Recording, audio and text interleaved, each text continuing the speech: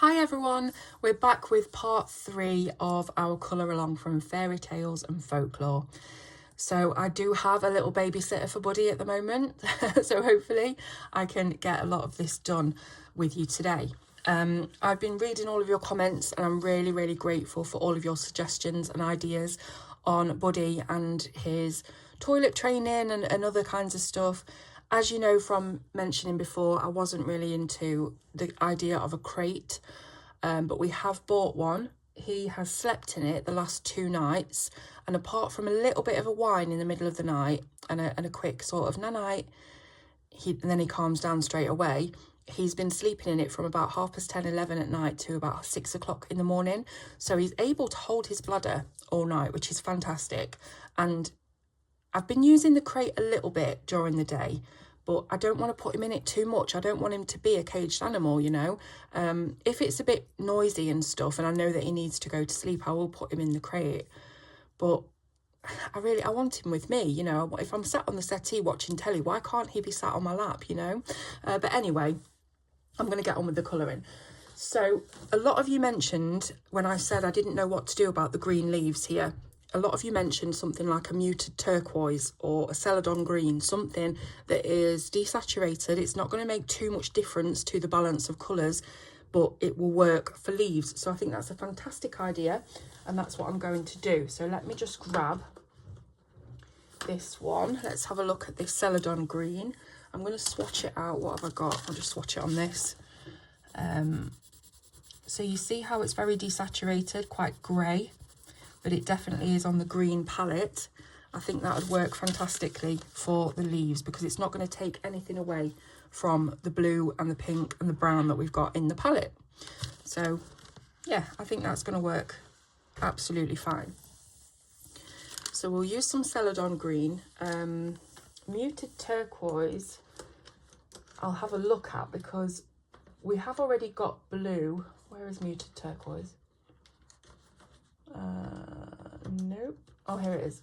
We have already got blue in our palette. So muted turquoise won't be taking too much away from the colours. So let me just give that a little swatch. So you see how that's much bluer, but it's still greyer and desaturated.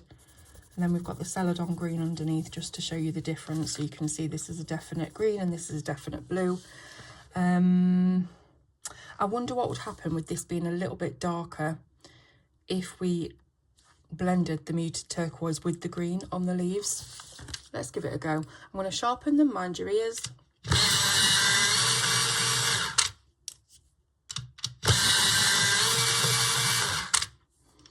Okay, and I'll start off with the muted turquoise, and I'm going to, I don't know how I'm going to do these leaves actually. Let's just play it by ear.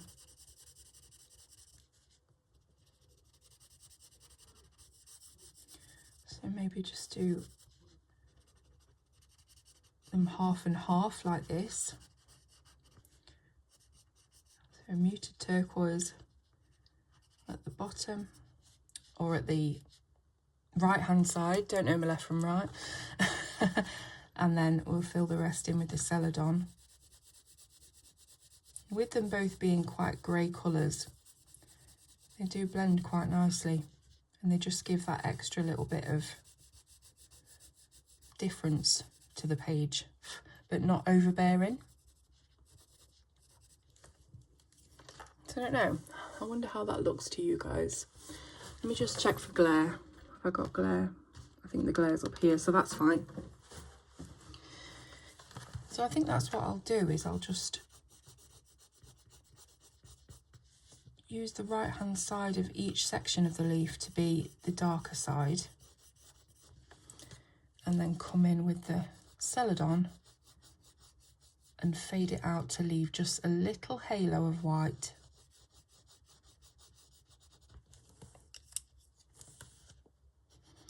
So I've made a decision recently. I've decided that if and when I do a colour along, I'm going to film the whole thing before I put anything out on social media about it. Anything on YouTube, anything at all, because I've noticed that when I start a colour along in parts, I often get bored and want to move on, and finishing the colour along, it's just seems too much of a chore to me. So I don't want to let anyone down. So what I'm going to do in future, if I want to do a colour along, which I do and I will be, because I want to do something in Dark Fairy Tales, I'll film it all first and I'll put it all out as one video. Very similar to Karen, the lovely Karen at My Colourful Country Life. Her colour alongs are, I think most of the time, all in one video. So that's what I'm going to do as well. It's just what works best for me, but I also want to, you know, be here. I mean, the whole reason I am here, apart from my own mental health and, you know, all of that, is to help people. And people want colour alongs. People want to see how to actually colour in practice, you know. They might not want just a tutorial on a specific object here and there. They want to see a whole page being coloured and how to put colours together and things like that. So I'm very aware of that, and I'm very aware of my own shortcomings, and I just need to do it in a way that is going to work for me so that I can still be here and help you. So all colour alongs in the future will be pre-filmed and put out all together. So you don't have to wait for me either. I feel so bad. You know, I get people waiting for me to do the next part, and that's almost like a pressure that makes me not want to do it. You know, not that I don't want to do it for you, because that's the opposite. But what I mean is, if something is perceived as a pressure, it can often be something that I sort of shy away from. Maybe I've got a little bit of pathological demand avoidance. My son, my youngest, is diagnosed with that. And, you know, they say a lot of these autistic traits come from the mother. So it could be something like that. It could also be ADHD, me, you know, get really excited about starting a new project and not being able to finish it. So I just got to make it work, but I'll get there. I also am very impatient. So when I've filmed a part of something, I want to get it out on YouTube straight away. I want your feedback and I want to know what people think. And it's hard for me to like film one part and then not put it live and just wait until I filmed another part and another and put them together. Do you know what I mean? I want to just get it done, get it on YouTube. So I don't know. But anyway, let's talk a little bit about Buddy, because I know that a lot of you have been following and listening along. He has been such a good boy. Oh my goodness. We're still having accidents in the house, but it's not very often. It's literally only when we have not been watching him properly. So not been watching for his signs and stuff. So every time, you know, if he's sat on the settee with us having a sleep or whatever, every single time he gets off the settee, I'm quickly calculating in my head, when's the last time he had a wee? Do I think he needs to go out? And usually he will start sniffing around. Sometimes that's just because he wants to have a sniff because he's a dog. But a lot of the time that's his sign of like, I need to go to the toilet. So that's what I do really. I just wait for him to give me the signs. I really wish that he would be able to, you know, bark or something at the door so that I know he wants to go out, and then I don't have to be so incredibly vigilant all the time. You know, I can literally go into the other room and start to cook dinner and not think I can't leave Buddy by himself in case he wets. So hopefully that will come with time. I have got a dog trainer coming today, and she's going to help me out with little bits. He's doing a lot of puppy biting, which I know is completely normal. I think I've spoken about it before. Because he's teething. So, you know, that's what puppies do. And they're like little babies. They want to put everything in the mouth. And, you know, he really does. You've got to watch him, because he will eat any little stone or rock or feather or piece of tiny bit of paper or anything that he can find. He will eat it, and he'll run off as well, because he knows when I start going, Buddy, come here, don't drop, you know. he'll be gone, because he knows. So you've really got to watch him and scrutinise him, and it isn't easy having a puppy, but it's worth it. You know, I want to get off on the right foot with him, and so that the rest of his life and the rest of our time with him is going to be as joyful as possible. There we go. So what do we think about this leaf? I've not done as much white on this side. I don't know why. Maybe it was the angle I was colouring at. I don't know. Or just me yapping. But yeah, I'm pretty pleased with that. Again, it's in keeping with the blue. You know, you can't really see too much green of it. And it's desaturated, so it's not blaring out at you. So I think that was a good shout. So thank you to those who suggested these kind of colours, because I never would have thought of that. So I'll leave that because I've done one of the leaves and I'm going to do the two in exactly the same way. So what I want to do is get this colour along out for you so that you can get your page finished and you're not waiting for me. So I'll do those off camera in exactly the same fashion. Okay, what do we have next? So we have got some, we've got the birds, obviously. I'm just looking, it might be nice, excuse me, to do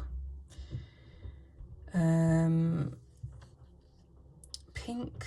Should we do pink and blue? Or what about if we do this really bright blue for the gemstones, because we've already done them on the stones. This could be for all of the stones, and then the birds could be these really soft pinks and these soft greeny blues, you know? I think that might work nicely. Why not? Let me just look at these birds. They're not exactly the same as each other, are they? They've got different patterning. So I can't really just do one bird and leave it to you. Let me think about that. Let me grab my normal blues again. So just as a reminder, this is the Artex Pastel Blue, Light Cerulean Blue and the Delft Blue. That's these colours here. And yeah, I think I'm going to do that. I'm going to use the blues only for the jewellery. So we've got pink eggs only, blue jewellery only, and then the birds will be a mix of the, you know, really light pale pinks and these desaturated greens. Is that making any sense? I feel like I'm stuttering along, but hopefully you get there. So let's colour a few more of these beads then, and you'll be able to see how I do it. So we'll start on these round beads. Again, very much like this here. I'm going to put some darker, so this is the Delft Blue, some darker blue on this side of the bead, and sort of bring it away from the line work as we come to this side. So it's like a C that pulls away from the line here. I'm going to give that just a little bit of a hazy of colour to blend the next one into. And then we've got the light cerulean blue. And we're just going over that haze.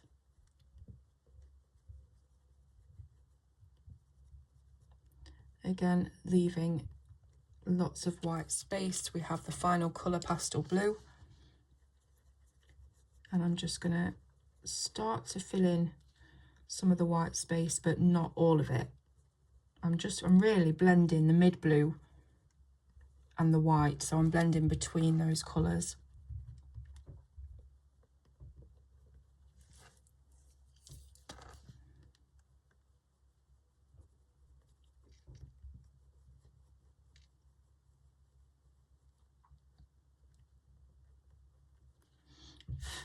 Just sharpening up some of the darker blue that has got a little bit muted when we're blending over it with the lighter ones.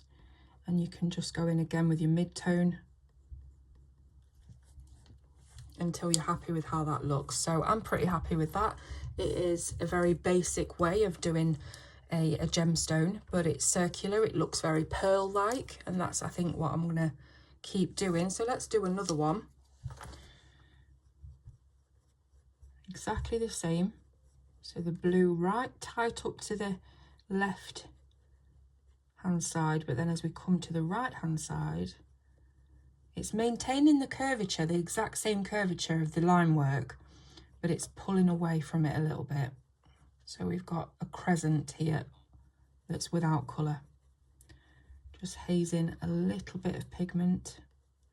Again, really important to try and keep the round shape. And then the mid-tone.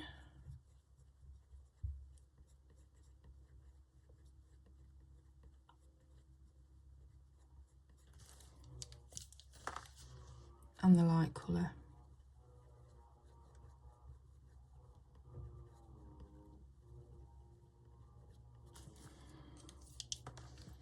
You see how that looks quite 3D and pearl-like? That's exactly what I'm going for.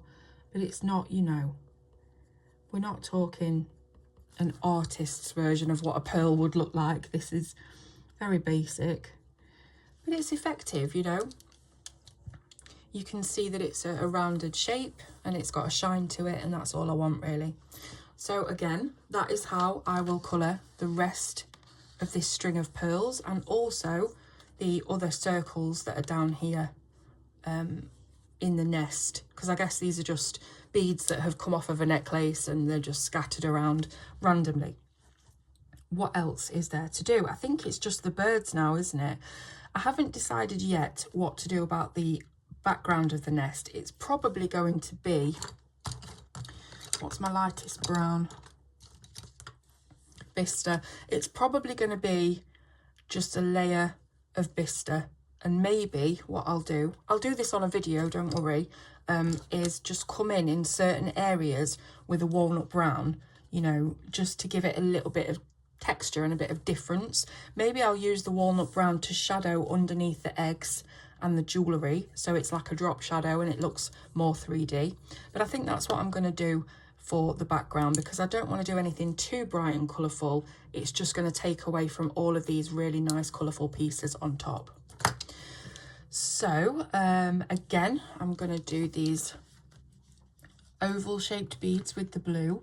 I know some of you might be thinking, why not use a different colour, you know, on the in-betweens, but I want to try and keep this palette really limited. So that's what I'm going to try and achieve. Exactly the same as the rounder pearls, but just following the curve of an oval shape. You see, so it's a C, but it's a flatter C.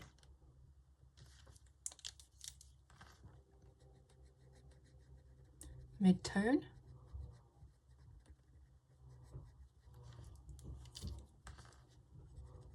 And the lightest colour.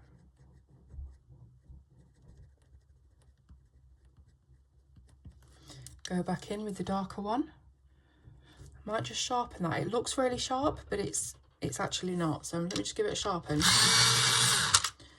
See, I've got a much sharper point on that now, and that's going to give a better pigment payoff. If you're finding that your pencils are not giving off much pigment, especially cheaper ones, make sure they're sharp. That's the very first thing I would say. You know, it's like when they say my computer stopped working, they say, well, have you turned it off and on again? It's that basic thing of, if your pencils are playing up and they're not giving you enough colour payoff, try and sharpen them. It honestly does make a difference.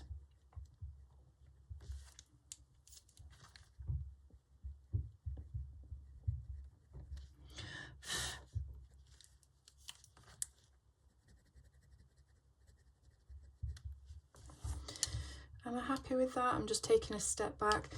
This is looking a little bit like one of those beads that has got a dip in it. This is looking more like a dip than a shine. And I think I quite like that actually. It looks like it's got an indentation going through the centre. Let me do another one, because that's actually really quite nice. And I didn't mean for that.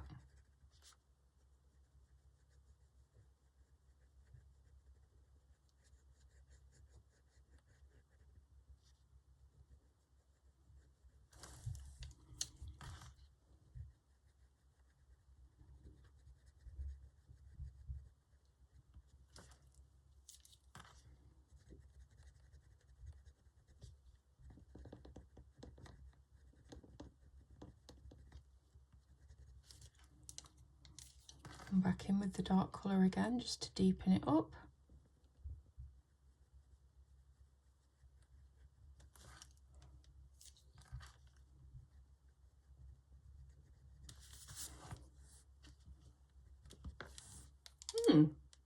Nice. I quite like that effect. I hope you guys do too.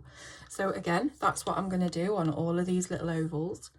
I am very conscious of doing repetitive things. As I mentioned in the last video, I don't want to repeat myself over and over again. I think it's a waste of time. It's a waste of your time.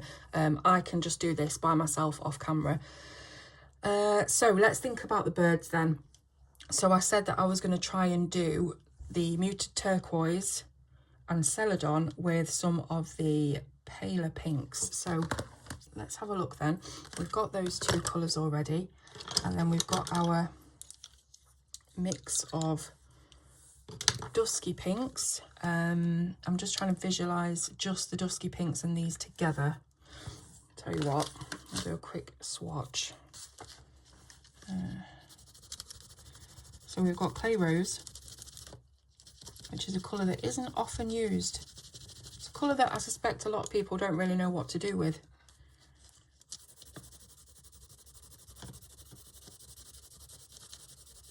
It'd be nice to do a video, I guess, where I could help you open up your Prismacolor palettes, because like I said, often a lot of people don't really know how to use some of the more unusual colours and where best to use them. And sometimes they're the colours that are the most valuable in the set, because you just can't find them elsewhere, and your colouring can start to look quite stagnant and samey if you're using the same bright blends all the time. Sometimes you need to add in some, you know, more desaturated colours, or something that's got something that's a grey but with a hint of purple in it, or something like that, you know. And it really just makes a lot of difference. So I've just done a quick swatch there. Just want to see how this looks against the muted turquoise and try and visualise it as the bird colours.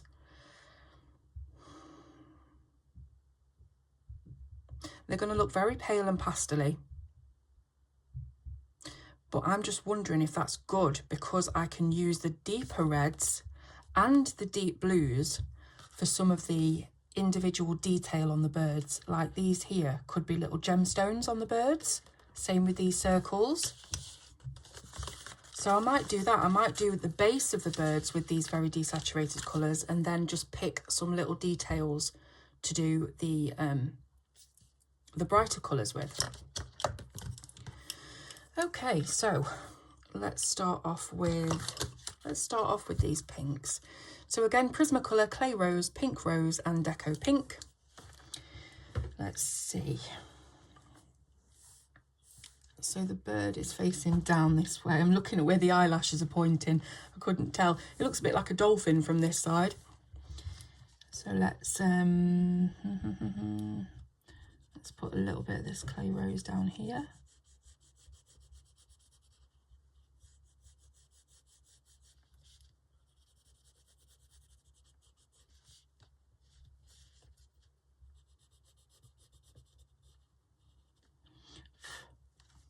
Oh, I got a comment from someone asking about this gemstone and what colours would go in between. I think that's what they asked.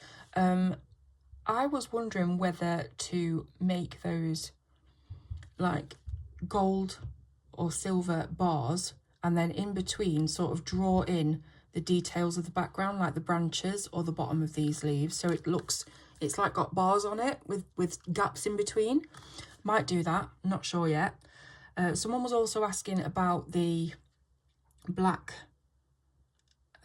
line work highlights that Emily has drawn in, which I ignored on this one. It's up to you how you want to do it. You can use those as your highlights, or you can cover them with your darkest colour like I have here. I tend to like to put my own highlights on gems, because I'm the one deciding where the light's coming from. And, you know, I did use Emily's drawing here to do the light source, because it was going to be quite difficult for me to cover up unless I got out a blue paint that matched the blue, you know, and all that jazz. But I prefer to put my own highlights on things like gemstones. Like with these circles, they haven't got highlights on, which is fantastic. I can make the decision then.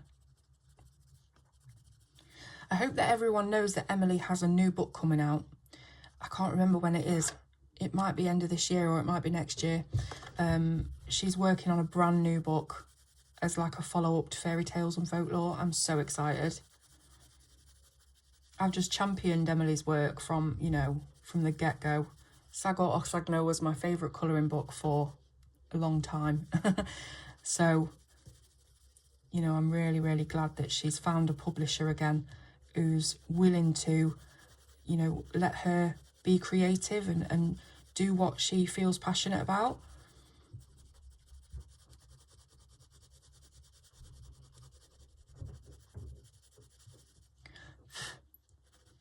I'm just doing little bits of this clay rose.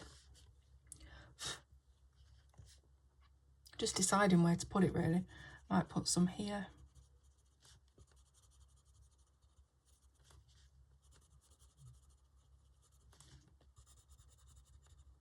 It's quite messy colouring because I'm just plotting out at the moment. Maybe I'll put, again, you know, a line away from the line work, because we've got this one really tight to the line work. Let's pull away from this line work so that it looks like a rounded head. It might look glossy, it might look shiny, which is, you know, not what a bird is, but these birds could be. These birds could be made of glass. It's up to us, isn't it?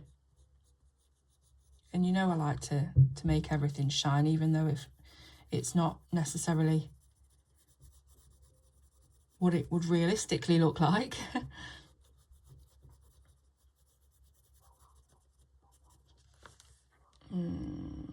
Okay, next colour, pink rose.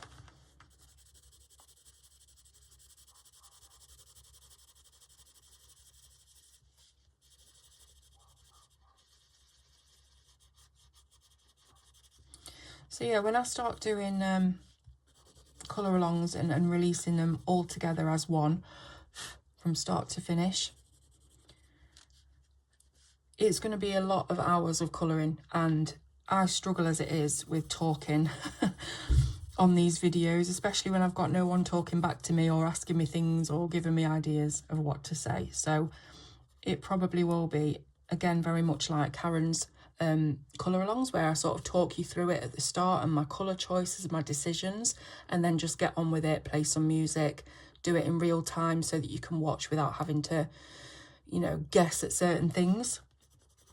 But at least then while I'm doing it, I can have my Netflix on or I can have my music on, and it's going to encourage me to want to sit at the desk and do it, you know, rather than thinking, oh gosh, I've got to go and sit and talk for an hour and I don't know what to say. That's why I really enjoyed the live videos, because I had you there with me, obviously, live. And it was just really nice to catch up and speak and converse backward and forward. But again, it was quite overwhelming to do. It took up an evening of mine once a week, which doesn't sound like a lot, but my time is, I don't have a lot of time, and the time that I do have, I need to just spend relaxing and decompressing. And doing a live video, as lovely as you all are, and you know how much I love you all, it's not you, it really is me. I cannot speak and decompress at the same time. I need to be silent, I need to be on my own and, you know, just have that time to recharge. And because I am so busy throughout the day, I don't get that very often.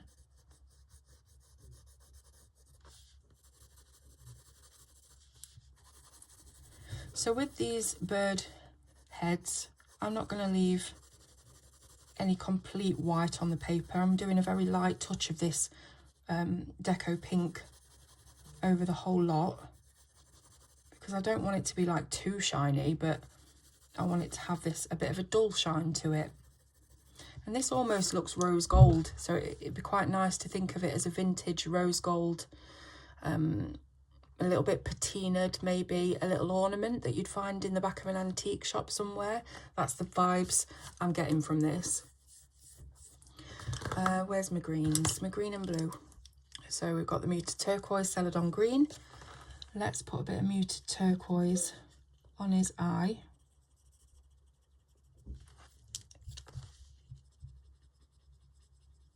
And just fill almost the rest in with the celadon. Back with the muted, because these colours from Prisma are so opaque, these pencils, they will mute the previous colour when you go over them, so you need to come back in and re-add the original colours.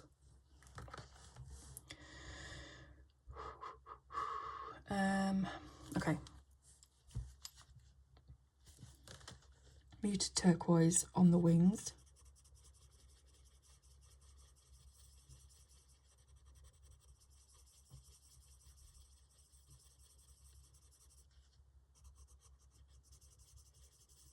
Made me laugh the other day. I had a comment from someone on either part 1 or 2 of this, I can't remember which one it was, saying that my nails are too distracting. And I just, you know, comments, they used to bother me a lot more, because I used to be like, oh my goodness, I need to change something. They're right, I'm wrong. It's like the customer's always right, do you know what I mean? Even though you're not a customer, but you know what I'm saying. But it did just make me laugh, because I thought, how silly. How silly.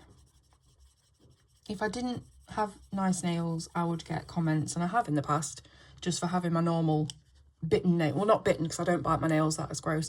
But, you know, really short nails with, you know, down to the quick, because I cut them really short or I pick them really short.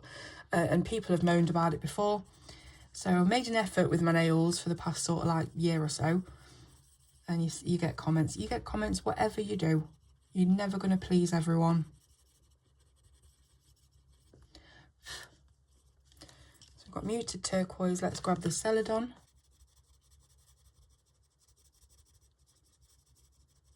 Blend that right up into the turquoise colour.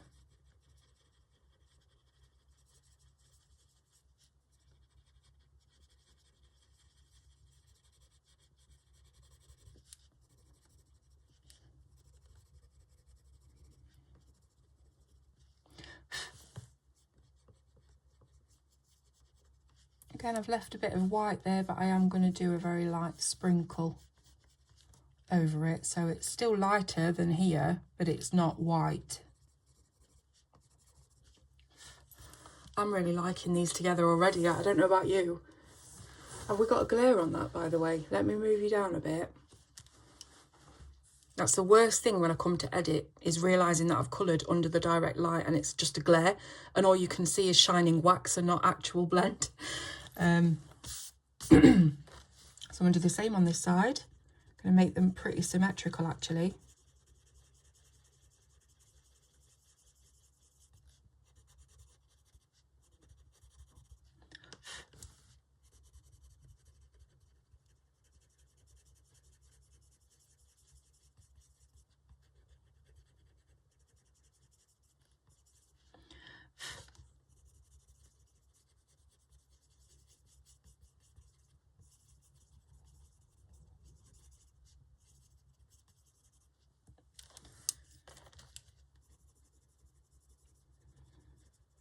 So by the time I've released this video, I will have also released the Derwent Lightfast colour family chart for the 100 set. Been working on that the last few nights. Again, that's something I can do when Buddy's lying next to me and I've got the TV on and, you know, I'm on the recliner and I'm comfortable. But it's still a lot of hard work doing these colour family charts, like mentally draining.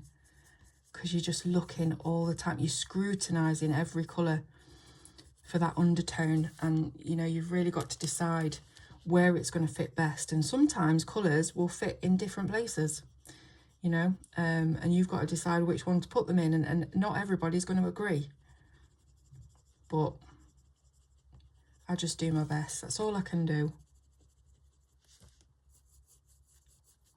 Anyway, you'll find that video where I kind of explain all my placements of colours, and the link to download the family chart will be in the description of that video.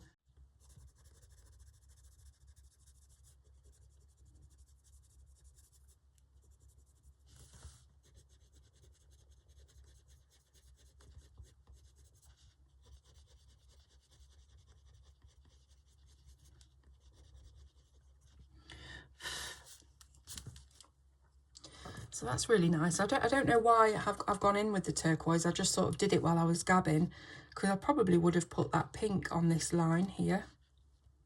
But that's okay. We'll just go back to the pink now.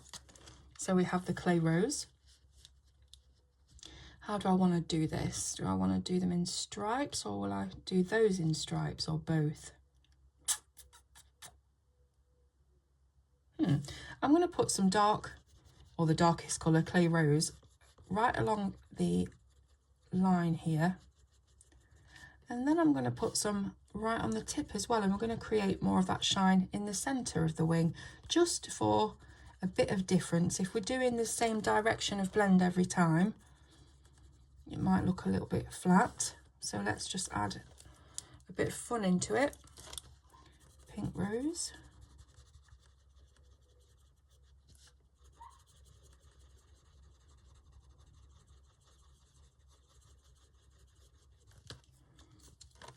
And deco pink. I can hear Buddy yapping. I don't know if you can. He's in my son's room, which is directly above the room I'm sat in, and it sounds like he's not settling. So he may be down very soon.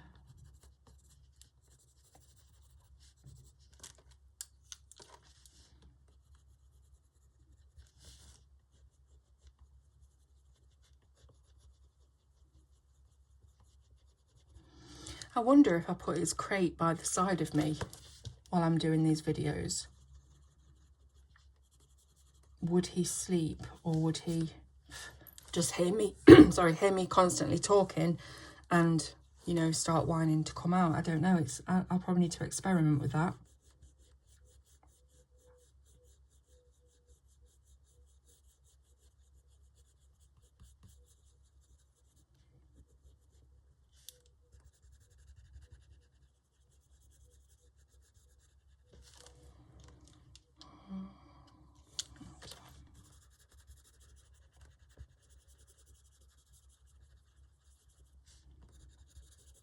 Well, speaking of my colourful country life and Karen, she's doing a wonderful Dark Fairytales collaboration at the moment, where she is giving everyone that applies a page or double page spread from Dark Fairytales, and we're all going to colour the page that she's assigned to us, and then she'll do like a video putting all of the pages together in the order of the book, so that it's all been coloured by us. Each page has been coloured by a different person. And I've managed to grab the Red Riding Hood spread. I think it's page 26 to 27. So I'm super excited about that. I'm going to start colouring that probably after this.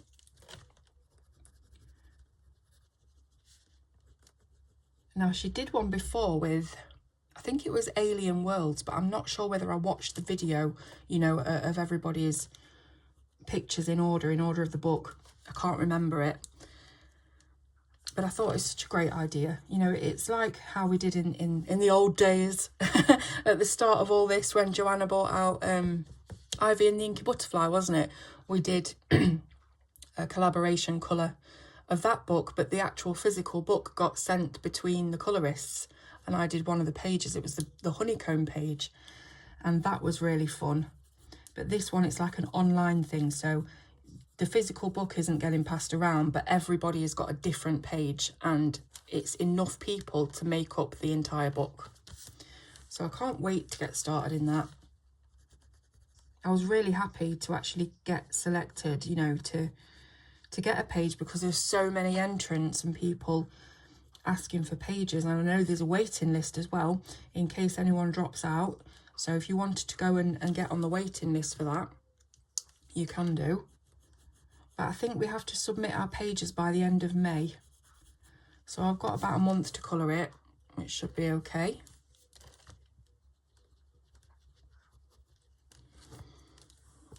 Oh, I love this. That's really nice, isn't it? I don't know what you guys think, but just these lovely muted colours and tying in with everything else. You know, it's ended up looking quite a bit different from the palette, I suppose, but then it's not finished yet, is it? So we'll see. I was expecting it to be more bright,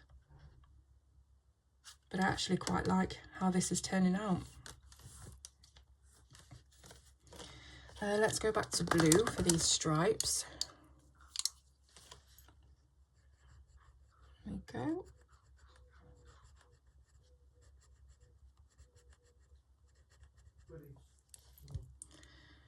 And then the middle colour.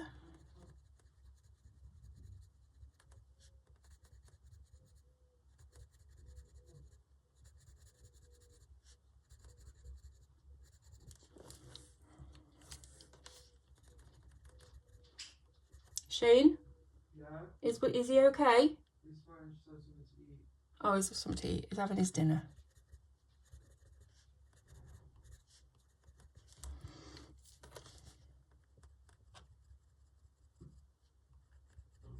Deepening up that blue again.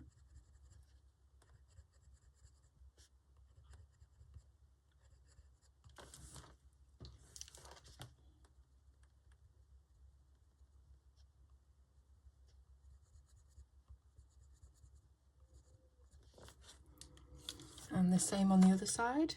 Oh my goodness, I've gone in with the wrong blue. Oh my god. I should have gone in with turquoises. Right. Do I make this a happy accident, or do I rub it out and try and salvage it? Does it look too strange at the moment? I think it probably does. The only thing I've got going for me is that if I can erase enough of the Artex, these are opaque enough to cover what's left, hopefully. Ugh, this is what I mean, when I start colouring sometimes, and I'm talking as well, I lose track of what my hands are actually doing. Right, let me use this kneaded eraser because I can't find another eraser. It's so funny. You know, I've got this channel and I've got all these supplies, but I've never got a normal writing pen. And I've never got a normal sharpener or a normal eraser. You know, the basics. All right. Let's see what I can do. They're not rubbing out very well, but it could be the eraser. Let me try and hold it onto it and see if I can get it to lift anything. Not really.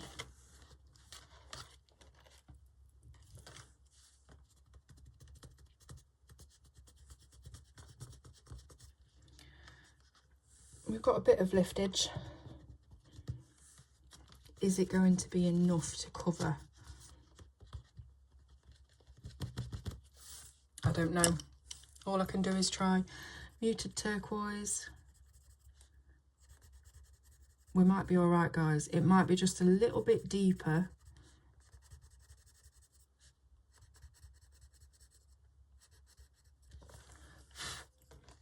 We might be okay. Oh, that doesn't look too bad at all. If I use the Celadon over the turquoise as well, that's going to further hide the darker blue that was under the turquoise. That doesn't look too different, does it? It's just a little bit more blue. Does that mean I've got to do the same on the other side, otherwise it's going to look weird, or will it just not matter? I don't think it will matter.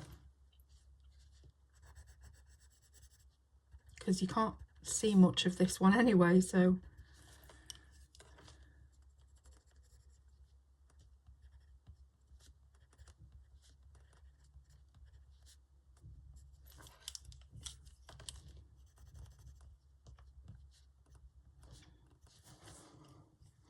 the thing is, I'm a bit of a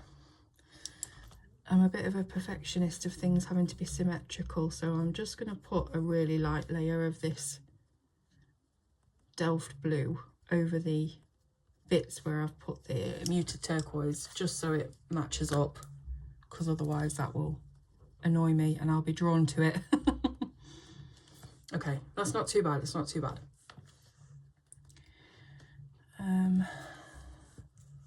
So I'll probably do those pinks, so I'll do blue here. I try and alternate, you know. I don't have two of the same blends sitting next to each other usually.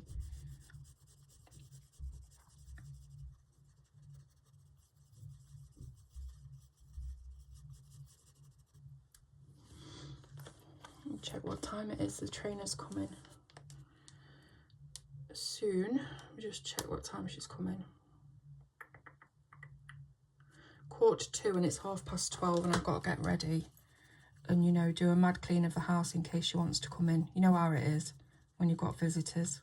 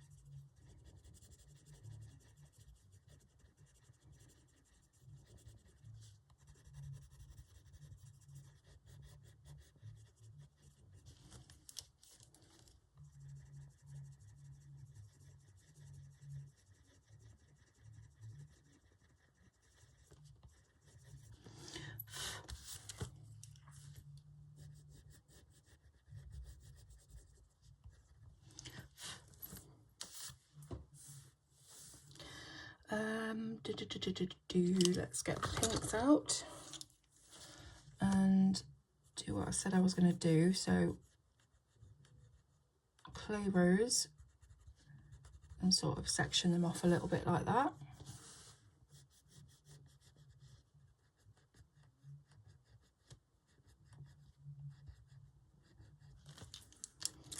And I can probably just jump straight to the deco pink in these tiny areas.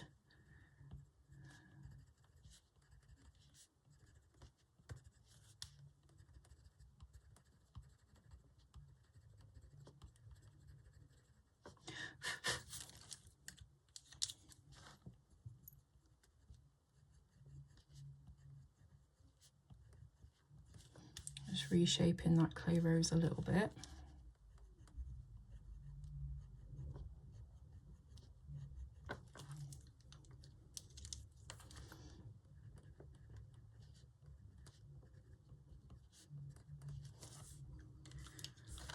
And then we'll do a faded blend with the clay rose under here.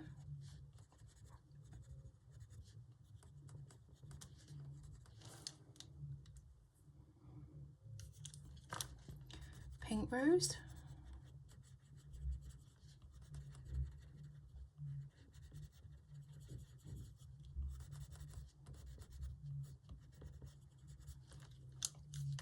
And rose, sorry, deco pink.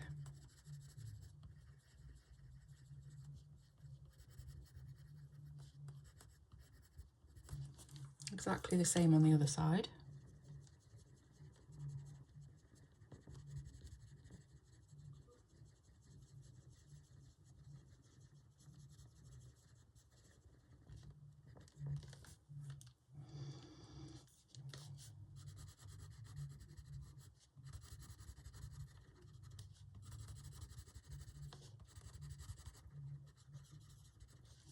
Didn't I say I wasn't going to use Prismas so much for this colour along, or was that for a different video? And then I've ended up using loads of different Prismas. It always comes back to the Prismas.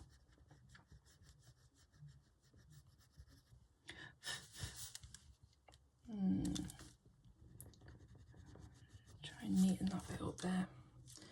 A little bit more clay rose depth.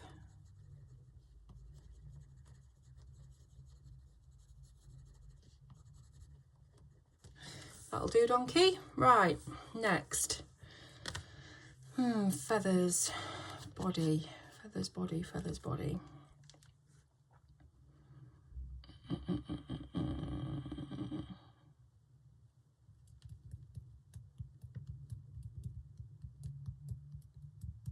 All I can do is carry on, isn't it, with these colour palettes that I've picked out. You know, I'm always was thinking I should do a different kind of colour on this bit or whatever, but why can't the whole thing be in these palettes?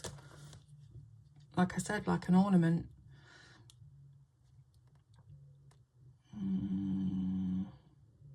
Okay, let's do clay rose down the centre. And then clay rose at the edges.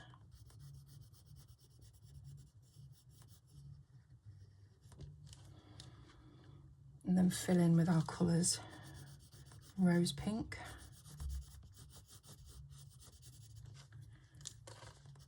And the deco pink, leaving just that hint of white in the centre. Crispening up the darks. I'm kind of ignoring all of the lines on this. I could have done it in sections. Quite like having little shiny tail feathers.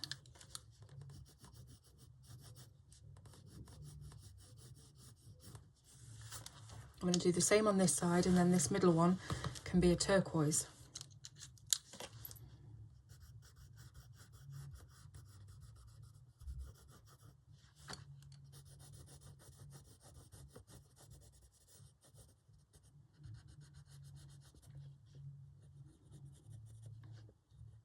Let me know if you've got any recommendations for anything to watch also, because I'm constantly looking, you know, every evening my husband will say to me, do you want to find a film? And I'm like, oh. I'm looking through the same films all the time trying to find something decent, or even a series, you know. I'm not really into comedy. It's got to be a specific type of comedy for me, usually British comedy, things like The Thick of It. I love that. Father Ted, League of Gentlemen. There's very like specific things in comedy that I like. But series wise, I'll tell you what we've recently watched. I watched one series about Ruth Ellis, the last woman to be hanged in the UK. And that had Lucy Boynton playing the lead role. That was really good. It was an ITV drama, I think, so you'll probably find it on Catch Up or Demand. And we also watched The Long Shadow, which is a dramatisation of the Yorkshire Ripper. So, you know, anything like, I do like crime things. Again, though, some of these crime documentaries on Netflix, very Americanised, very following the same format all the time. And I like something a bit grittier, you know, rather than kind of polished. Does that make sense?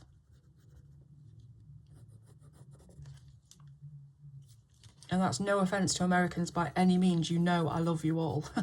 It's just that sometimes media from America, it's not quite got the grit and the realism that maybe a British crime film or something has got. Does that make sense? And then turquoise again for this middle feather.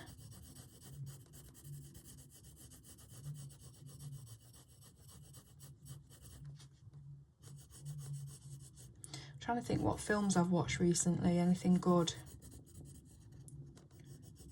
Let me get my Letterboxd out. Letterboxd is an app, one second. Letterboxd is an app where you can put your films that you've watched and you can rank them. So let me just find it. Oh, there we go. Right, here we go. So last night I watched Abduction, which I gave 1 star out of 5. Thought it was rubbish, Taylor Lautner. I watched Locked the other day. That is a new movie with Bill Skarsgård and Anthony Hopkins. I gave that a 3 out of 5. I thought that was a really fun watch. The Woman in the Yard, I gave a 2 out of 5. It was kind of a horror, but it was Blumhouse. It wasn't that great. It Feeds, again, another horror, 1.5 stars. Bit rubbish, bit boring. Secret Life of Walter Mitty, I watched this one. I'm not a Ben Stiller fan, but I did watch it because I heard that it was brilliant, and I ended up thinking, what was the point of that? Didn't enjoy it at all. So that was a 1 star. Stay Alive, what was that one about? Oh yeah, that's like a early 2000s computer game where if you get killed in the game, you get killed in real life. It was fun, but it dragged and the script was terrible, the acting was terrible. And I know that I sound really like, what's the word, you know, when you're sort of being overly critical of something, and that's not, it's just, I'm being honest. Shattered, what was that? 2 stars. Oh yeah, John Malkovich. It wasn't too bad. Again, it was a fun, you know, sort of like bit of a watch, but it wasn't amazing. The World Will Tremble. I think that was about the Holocaust, but it wasn't the best kind of Holocaust film I've seen. So that didn't get a very high score. The Monkey, that was fun. That's the new one from the Longlegs director, Osgood Perkins. I should be colouring while I'm doing this. It's a Stephen King short novel, I think, that's been made into a film. It was silly, obviously, but it was fun and it was well made. So that got 2.5. The Conjuring 2, I watched that again. That's a rewatch. The Mean One, oh, that was quite funny. It was a take on The Grinch, but it was the guy that plays Art the Clown in the Terrifier films, and he was playing the Grinch. But obviously it was copyrighted, so they couldn't say the Grinch.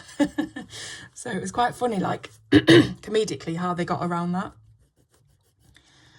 What else? Conjuring again, I watched that one, rewatch. The Rule of Jenny Penn, that was quite good, you know. Like, it's not the best thing I've ever seen, but it was good. It was John Lithgow and Geoffrey Rush, which are 2, like, powerhouse actors that I love.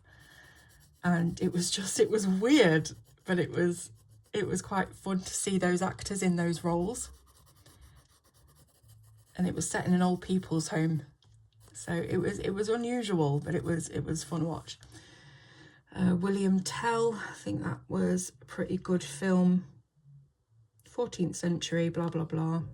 It had Klaus Bang in it, which he's really good. Anything else that I watched that I actually enjoyed?